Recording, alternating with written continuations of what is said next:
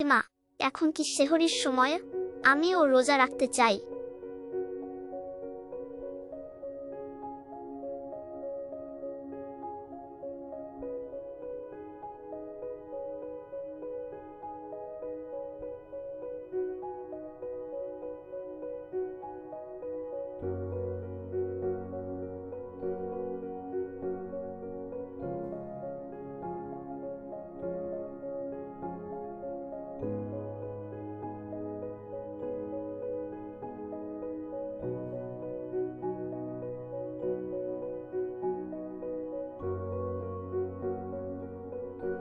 আমি খেতে চাই, কিন্তু আমি রোজাও রাখতে চাই।